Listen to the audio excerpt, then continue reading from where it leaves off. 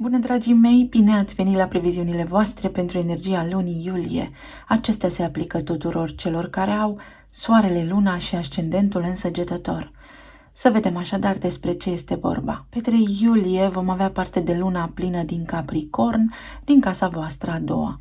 În acest moment, soarele se va regăsi în casa a opta a resurselor împărtășite și de acolo va lumina această lunație. În semnul Capricornului, care este unul orientat către precizie și detaliu, impune respect într-o notă mai puțin evoluată, poate denota aroganță. Casa a doua este cea a resurselor proprii, a bunurilor materiale, a banilor pe care îi fac singur, a emoțiilor, a stimei de sine.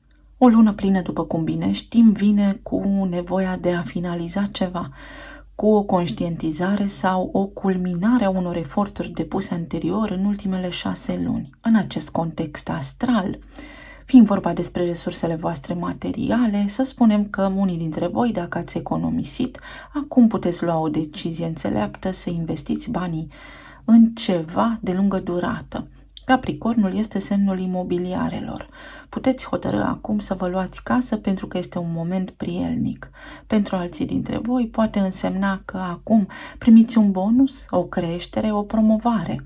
Capricornul este șeful, este administratorul, managerul, CEO-ul. Tot aici, luna plină mai aduce și nevoia de a corecta niște tipare din trecut, în cazul în care nu aveți o rutină sănătoasă a banilor sau vă lipsește, poate, educația financiară.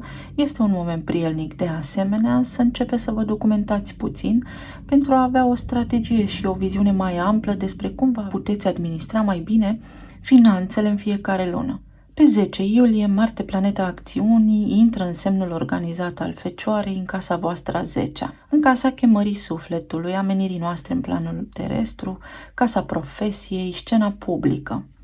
Aici vorbim despre onoare, despre cariera profesională, despre titulatura pe care eu o am în această sferă socială și profesională. Marte vă poate aduce foarte multă energie, iar Fecioara ca arhetip să fiți mai organizați la detalii, să fiți preciși și ordonați la locul de muncă. Acest nivel de energie vă poate susține acum de asemenea să fiți promovați în urma unor rezultate extraordinare, să primiți din nou un bonus, să aveți parte de o creștere financiară, de o promovare sau să vă curățați imaginea publică în cazul în care aveți provocări cu aceasta. Mai apoi, pe 17 iulie, avem parte de evenimentul de lună nouă de această dată din Rac, în casa a 8-a. Acum toată amprenta energetică se mută pe casa a 8-a, în zona intimității, a sexualității, a resurselor împărtășite, banilor partenerului meu, a puterii, a psihologiei, dar și a taxelor, impozitelor, creditelor. Racul este arhetipul casei, al trecutului, al familiei, iar luna reprezintă emoțiile noastre foarte bine ascunse. În acest context puteți acum sau este indicat acum să vă trasați ordine în idei și să vă stabiliți noi direcții în legătură cu casa, familia, să luați aminte la trecutul vostru și să reînnoiți ceva acolo, să scăpați de frici, să le integrați. Este așadar un moment prielnic să vă trasați noi intenții în legătură cu familia voastră, casa voastră, confortul vostru și nivelul vostru de siguranță. O lună nouă poate aduce intimitate, iertarea trecutului, alchimizarea acestuia. Mai poate aduce în acest context o nouă casă, o nouă idee de familie, idei precum renovarea, reamenajarea, înfrumusețarea locuinței și conștientizarea unor temeri pe care le aveți în subconștient în legătură cu ideea voastră de familie. Pot ieși acum la suprafață șabloane din familia voastră pe care poate le-ați urmat în relațiile voastre intime pentru a fi înlăturate. Tot aici mai vorbim și despre contracte noi de business sau de serviciu. Vă puteți găsi un nou loc de muncă. 22 iulie, Venus, care se regăsește deja în Leu, în casa voastră nouă, începe perioada de retrogradare până pe 4 septembrie. Venus este planeta banilor, a stimei de sine, a relațiilor. iar leul este bucuria vieții, pasiunea pe care o resimțim. Casa nouă aparține Săgetătorului și vorbește despre lege, despre studii înalte, călătorii, conexiunea cu alte culturi sau cu oameni care călătoresc în alte țări, călătorii pe distanțe lungi, străinătatea. O perioadă de retrogradare înseamnă apariția unor lucruri din trecut, precum locuri din trecut pe care le-ați vizitat și care v-au făcut foarte mare plăcere să vină acum în topul listei pentru vacanța pe care o planificați, oameni din trecut să reapară, iubiri mai vechi sau colegi mai vechi sau oameni cu care ați lucrat înainte și ați avut o relație de prietenie. Emoții din trecut pot reapărea la suprafață acum, care au legătură poate cu cineva care nu este de aceeași naționalitate cu voi, sau contracte legale, ceva ce a avut legătură cu trecutul vostru, însă toate acestea sunt temporare, pentru că după 4 septembrie lucrurile își vor reveni la normal. Unele emoții pot rămâne, unii oameni pot rămâne, dar în general cam pleacă așa cum au venit. Aceeași conjunctură astrală am mai avut-o în 2015, pentru că tot atunci Venus a fost retrogradă în Leu. Poate găsiți o temă comună pentru a vă ajuta zilele acestea să depășiți provocările cu care vine Venus retrograd, deoarece s-ar putea să vă simțiți puțin deconectați de la suflet, să simțiți că nu vă puteți exprima iubirea sau că exprimați prea mult. Tot în aceeași zi, soarele intră în casa voastră nouă în Leu și va aduce energie să rezolvați prin creativitate exprimarea iubirii sau să calmați puțin apele. Va pune într-adevăr amprenta pe toate chestiunile cu care Venus în perioada de retrogradare vă va îndemna să vă confruntați și în egală măsură vă va da o doză de optimism în plus să aveți parte de reușită și succes. Soare în casa nouă înseamnă studentul devine maestru, înseamnă multă înțelepciune, filosofia vieții, misterul vieții descoperit, tâlcul deslușit. Să vedem acum ce ne spune și energia cărților oracol. Vă doresc tuturor să aveți o lună iulie pe măsură și bucurie.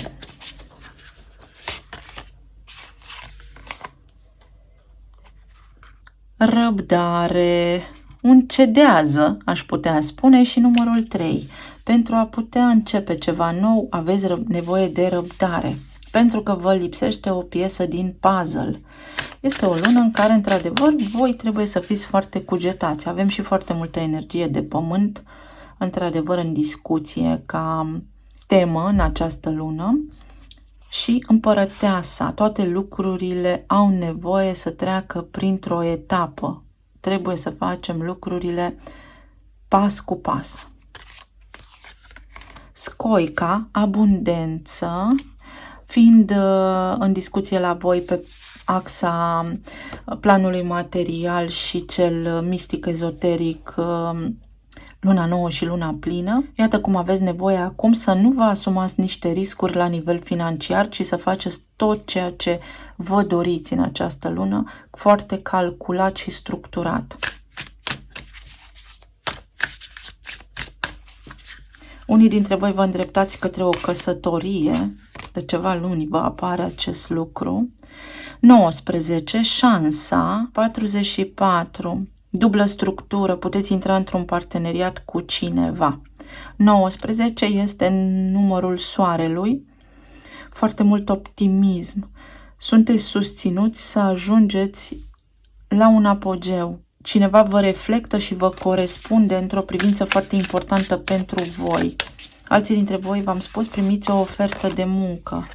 Pace și armonie, numărul 12, închideți un ciclu al conflictelor interioare, al conflictelor din familie dacă ați avut, al traumei familiei sau a karmei de neam.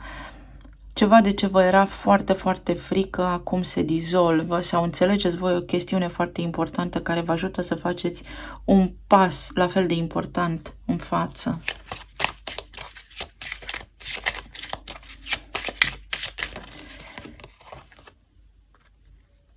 Să dai iubire sau să primești iubire. Ce frumos și de aici ne privește luna. O iubire împărtășită poate fi aici.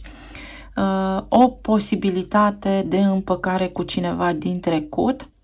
Și după cum vă spuneam, pe 4 septembrie Venus va ieși din perioada de retrogradare, deci sunt șanse ca voi să vă împăcați cu cineva și să rămână definitiv sau să faceți pace acum pentru totdeauna cu persoana la care vă gândiți și să vă eliberați reciproc.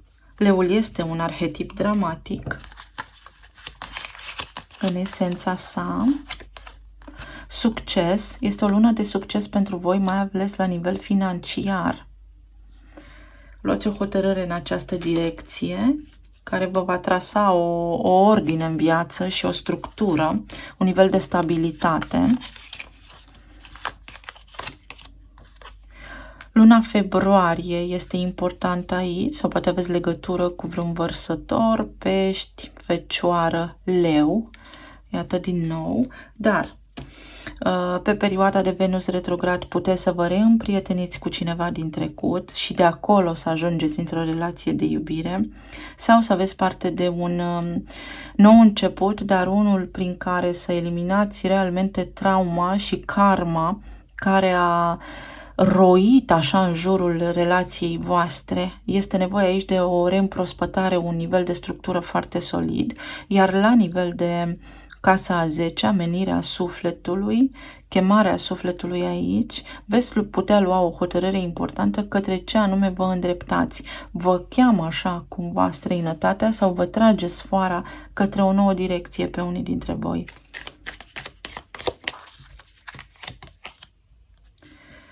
Creator și avem elementul de pământ. La nivel financiar acum, unii dintre voi puteți să vă luați casă, văd că asta vă doriți cel mai tare și alții dintre voi văd că vă doriți să vă relocați. Sunt două direcții importante pe care le puteți urma pentru că aveți reușită, sunteți susținuți. Alții dintre voi aveți legătură cu semne de pământ, semne de foc, semne de aer, semne de apă, cam toate semnele sunt aici implicate. Să vedem ce ne spune și tarotul. Săgetător, luna iulie.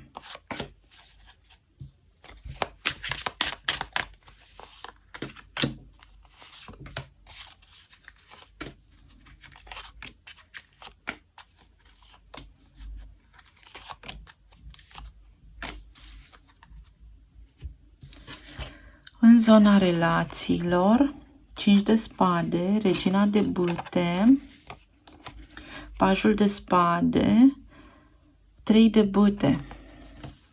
În luna iulie faceți pace, dar cu o tentă foarte înțeleaptă și filosofică, așa cu cineva. Îmi vine în minte acum, iată vine un sol de pace. Cineva face pace cu voi. Persoana voastră dragă renunță la luptă, renunță efectiv la luptă. Până acum s-a apărat, dar atenție, unii s-ar putea să iasă la atac, iar alții vor dori să discute în sfârșit pentru că se simt acum încrezători. Și veți ști acest lucru, vă trimit un mesaj sau vă clarificați situația la nivel de relație de iubire în această perioadă pentru a înțelege ulterior ce drum este potrivit pentru voi și care sunt următorii pași în relație. Dacă sunteți căsătoriți aici, lucrurile se aplanează, conflictele se dizolvă, există un nivel de conversație mai bun, mai blând. Evitați agresivitatea sau punctele de vedere foarte învingătoare, așa. Pentru cei căsătoriți, 5 de spade, are pajul de spade, iată, de 2 ori. Vă stă pe limbă să spuneți ceva partenerului vostru sau partenerul vostru face ceva, iar pe voi vă face foarte curioși acest aspect. Nu știți ce tot face. Se ocupă de niște chestiuni care vă sunt un pic tăinuite sau cel puțin aceasta este percepția voastră. Pentru cei care sunteți singuri, aveți 6 de bâte. De îndată ce renunțați la conflictul acela mental pe care îl aveți și la a vă trata voi pe voi înși-vă cu lipsă de respect, a vorbi, a spune lucruri de fapt care vă dezavantajează, aveți succes. Cei separați, 4 de monede. Grija voastră, stresul vostru mental este acela că nu știți dacă persoana la care vă gândiți voi acum v-a dat efectiv drumul sau nu.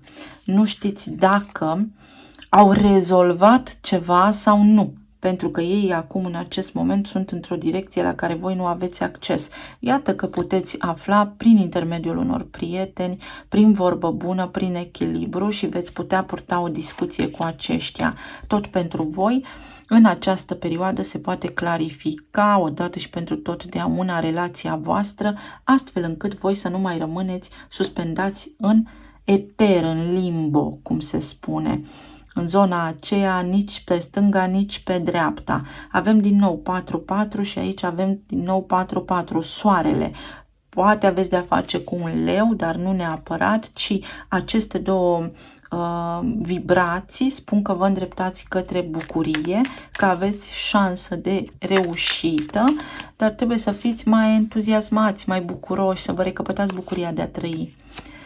Pentru toți avem regele de monede, stabilitate, sau poate că toți aveți cumva, cei singuri vă place cineva căsătorit, cei care sunteți deja într-o relație s-ar putea să aveți niște discuții sau partenerul vostru de fapt să aibă niște provocări la nivel financiar și de aceea să fiți și voi și ei stresați, și cei care sunteți separați, persoana aceasta la care vă gândiți ar putea să fie căsătorită. Dacă este căsătorită, este într-o relație pentru foarte mulți dintre voi de conveniență, unde singurul factor care îi determină să stea acolo sunt copiii. În egală măsură vă dă bătaie de cap acest aspect, pentru că nu înțelegeți cum, dar fiecare om este diferit și așa stau lucrurile în acest moment prezent. Pentru cei care sunteți singuri, ce înseamnă pajul de spade? Pajul de spade înseamnă pajul de spade, înseamnă că începeți să comunicați cu cineva. Începeți așa o mică idilă. Pentru cei care sunteți căsătoriți, 4 de monede, v-am spus, soțul, soția, partenerul, partenera s-ar putea să aibă niște provocări financiare și de acolo să vă învăluie această perioadă de ușor stres, însă până la urmă lucrurile se stabilizează cu 4 și cu 4 aici. Vine bucurie sau poate sunteți invitați la evenimente, nunți, botezuri și aveți așa o strângere de inimă pentru că implică costuri. Pentru cei care sunteți singuri, aveți 8 de spade, un blocaj, trebuie să, da, persoana la care vă gândiți voi acum are un blocaj, are ceva care îl ține în loc sau care o ține pe loc. Încă o carte pentru voi. 6 de spade. Cu toate acestea, persoana la care vă gândiți voi, vedeți, va găsi o cale, este dispusă să încerce. Nu promite din prima stabilitate, ci încearcă. Este tot ce poate să facă în acest moment asul de spade aici, ca și asul de spade în celălalt 5 de spade. Deci lasă conflictul în urmă, nu mai este dispusă să facă un compromis, fie cu voi, fie alături de familia pe care nu o poate lăsa în acest moment, dar încearcă. Încearcă. 6 de spade este o soluție, o vindecare, un drum, încrederea că puteți face ceva, puteți să vă reconectați. Devin mai încrezători, să știți, acești oameni. Le revine în suflet, așa cumva, speranța și bucuria de a trăi și ceva îi împinge către voi. Pentru cei singuri avem lupul, ai grijă în cine ai încredere. Dacă cunoașteți pe cineva nou, păstrați-vă calmul și încercați să cunoașteți bine omul înainte de a vă pune sufletul pe tavă. Pentru cei căsătoriți avem seducția, pasiunea și romanța te așteaptă. V-am spus că pentru voi lucrurile se rezolvă sau poate de aceea că sunteți așa ușor deconectați în această lună, vă simțiți mai rău cu 5-ul acela de spade, dar din nou lucrurile se rezolvă. Iar pentru cei care sunteți separați avem regina, iubire și prosperitate. Iată cum persoana la care vă gândiți voi acum vrea iubire, vă iubește, vă apreciază. 4 de monede, acela este te apreciez, dar nu pot să mă mișc, 8 de spade, nu pot mișca. Și vedeți, aici am tot asul de spade, pe care până la urmă fac un efort și îl iau, găsesc o cale și o formă să discutăm. Și tot pentru voi avem forțele naturii te sprijină. Ce înseamnă natura? Ceva organic, creația originală în curbe. Lăsați lucrurile să curgă de la sine cu calm și cu răbdare. Calm, răbdare, pace, da? Pace, pentru că se așează mai bine decât dacă le-ați face voi personal sau nimic forțat aici nu va da un rezultat mai bun. Trebuie doar să aveți răbdare. Pe plan financiar, aveți regele de spade, succes, ia uite, 9 de spade, 3 de cupe, 6 de spade.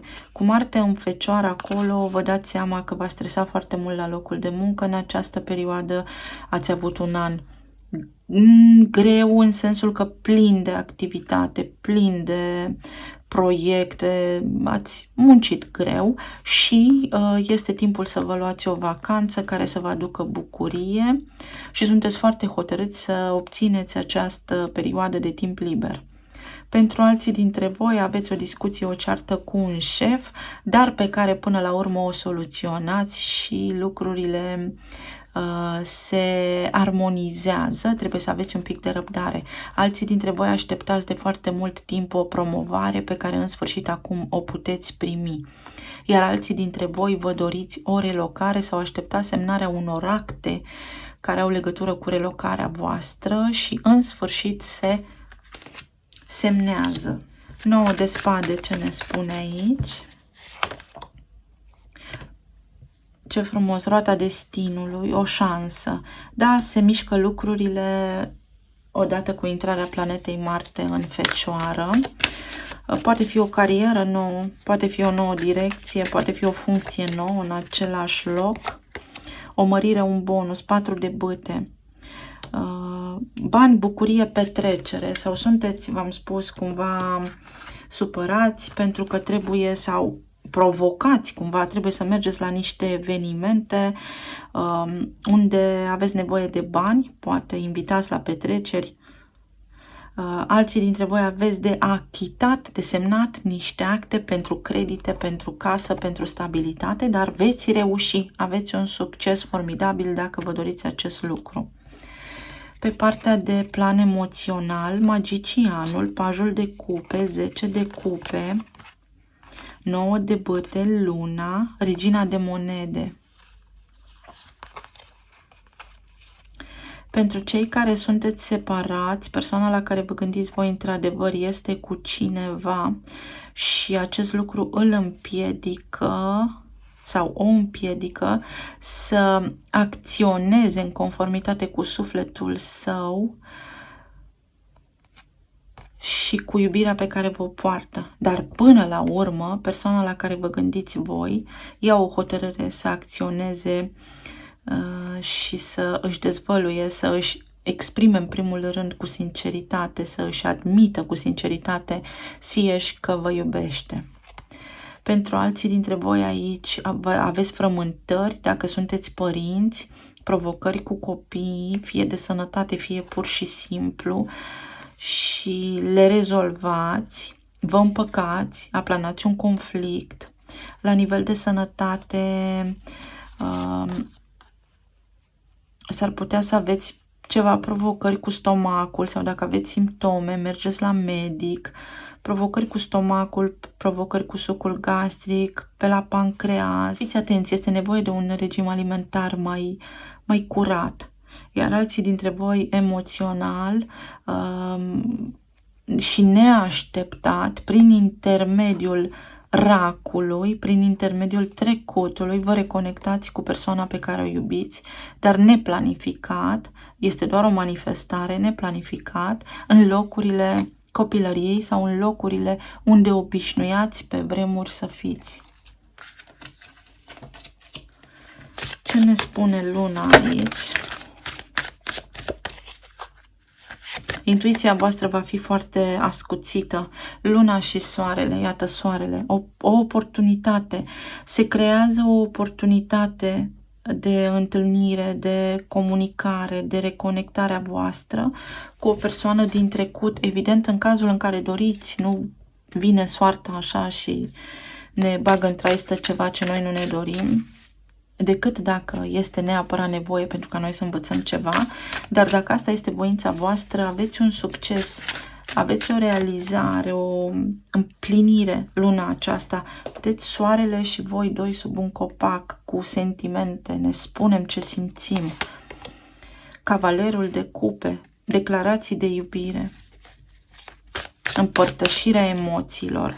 Dacă nu ajung la voi aceste lucruri, persoana la care vă gândiți voi le simte și își spune, își recunoaște: eu iubesc, eu într-adevăr o iubesc sau îl iubesc. Și 3 de bâte și ia o hotărâre. În luna iulie, persoana la care vă gândiți voi ia o hotărâre, face o alegere.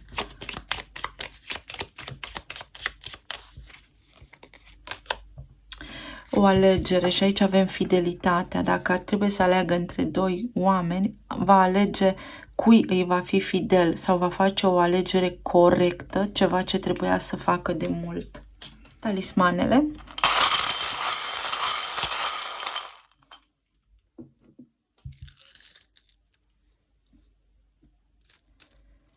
Pești și ceva legat de sănătate, sistemul limfatic. Sănătatea este importantă pentru voi luna aceasta. Săgetătorul și te iubesc. Cineva își declară sentimentele pentru voi sau cel puțin conștientizează ce simte pentru voi luna aceasta. Și trece peste niște obstacole, trece peste niște bariere, spune necondiționat: nu mai pot să mă sacrific, nu mă mai pot sacrifica degeaba. 6 îndrăgostiții, o alegere. O alegere de o viață, iată, ceva ce s-a tot învârtit în cerc, acum se concluzionează, o dorință devine realitate. Leu avem aici, bucuria vieții mele ești tu. Steaua, din totdeauna, vă găsiți calea, vine cu vindecare, noroc în carieră, v-am spus, primiți bonusuri, măriri sau serviciu nou. 7 și o lună ianuarie este importantă aici, sau iulie, și avem 76, 67, 13, o transformare colosală. Ce se decide acum, așa va rămâne, veți trăi cu decizia aceasta. Este Venus retrograd acolo în casa a noua, o chestiune foarte înțeleaptă, este lecție de viață aici, depășirea unei karme profunde, o perioadă foarte fertilă, deci luna aceasta lucrurile se vor întâmpla pentru voi. Banana, la stomac să aveți grijă, cu enteroviroze, enterocolite, sprijin de la divinitate. Este un ciclu foarte lung aici, pe care voi l-ați tot redeschis. Bucurie, petrecere, voie bună, muzică, bucurie în suflet. Și avem inițialele W, D, D, L, Z, G, M și A. Celor care vă lipsește piesa din puzzle, o veți găsi. Celor cărora le sunt datorați niște bani, îi veți primi. Cei care meritați o promovare sau așteptați o promovare, o veți primi. Alții dintre voi, v-am spus, vă reîntâlniți la un eveniment sau mergeți la un eveniment, voie bună, unde vă veți simți foarte bine. Chakra de bază, vă întoarceți la origini sau plecați de la început, vă întoarceți în trecut și de acolo rezolvați. Mal, alții dintre voi faceți o călătorie la mare, plecați în concediu, într-adevăr, poate chiar în luna iulie, rezolvați niște probleme legale, semnați niște acte, vă iese o viză, niște chestiuni vechi, taxe, impozite, închideți niște credite, chestiuni de genul acesta. Alții dintre voi trebuie să aveți răbdare, pentru că în fața voastră este un zid, adică tot ceea ce vă doriți voi este lângă voi, dar zidul acela se dizolvă încet, încet atunci când este momentul potrivit. Alții dintre voi aveți nevoie să eliminați proteina din animal sau carnea, să încercați să mâncați mai rar carne, într-o zor de zi, au ceva legat de zor de zi sau pentru unii dintre voi copiii încep grădinița sau încep o nouă etapă în viața lor, au capacitatea, este o reușită aici. Domnilor, puteți afla o veste că sunteți părinți sau dacă vă gândiți la cineva și este energie masculină, provocarea pe care o are este tocmai aceea că este tată. Faceți o călătorie undeva unde ați mai fost în trecut și vă va purta pur și simplu câmpul electromagnetic. Alții dintre voi vă cumpărați ceva de încălțat foarte frumos. Știu ciudat că văd, dar văd. Pentru alții dintre voi, cu Marte în Fecioară, veți fi așa puțin împinși de la spate să faceți o schimbare la care doar vă gândeați înainte, dar parcă nu aveați curaj. Și alții dintre voi veți spune da. Da. Auziți un da, primiți un da, cineva vă corespunde, voi spuneți da, da, vi se întâmplă ceva, ce v-ați dorit. Da, vă iubește. Cam atât, dragii mei, pentru luna iulie. Vă mulțumesc tare mult, să aveți o lună minunată, să fiți sănătoși și iubiți, să vă odihniți și să ne reauzim cu bine și data viitoare. Pa, pa!